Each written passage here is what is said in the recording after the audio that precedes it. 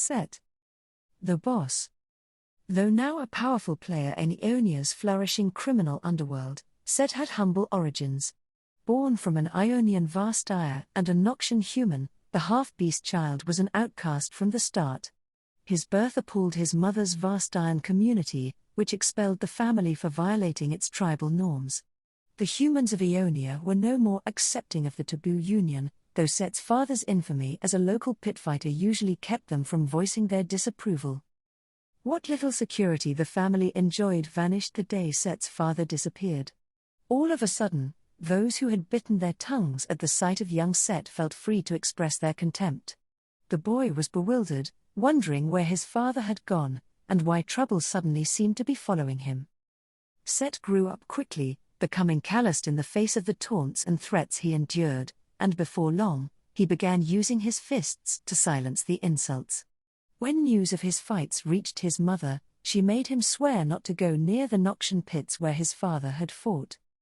But the more Sett fought, the more he thought of his father. Longing to find the man he only vaguely remembered, Sett snuck away to the pit late one night, after his mother had gone to bed. Immediately, he was enthralled by the spectacle.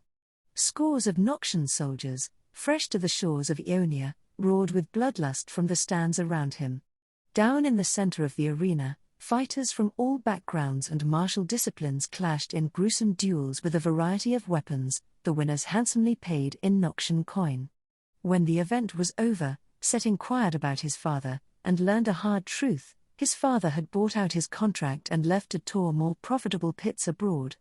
He had deserted his family, to seek fortune on the other side of the world. Burning with rage, Sett asked the arena's matchmaker for a fight, hoping that somehow his father would return from his tour, and be the opponent standing across the pit from him. The matchmaker assigned the boy a fight on the next card, figuring he would be easy fodder for one of his star combatants. Sett would prove him wrong.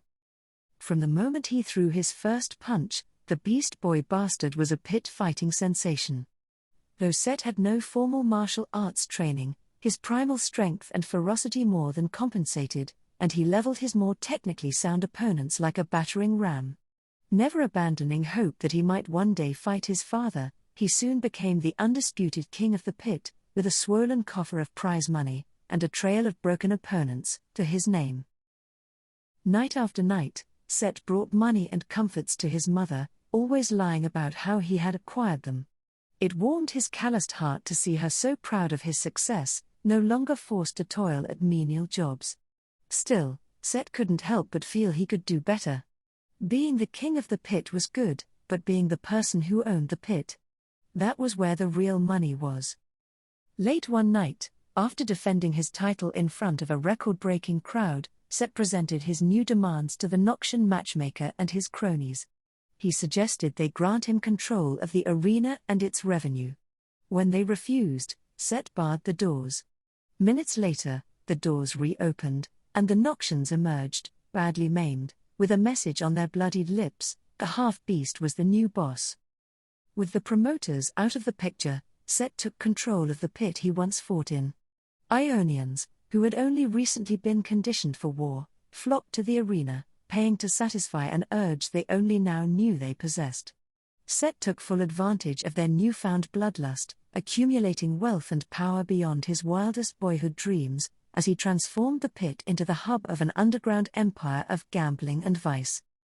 The half-beast who reigned supreme in the pit now runs his illicit enterprises with the same iron fist. Any time someone challenges his authority, he personally reminds them where they stand. Every punch Sett throws is a blow to his old life of poverty and ostracism, and he intends to make sure that old life stays down.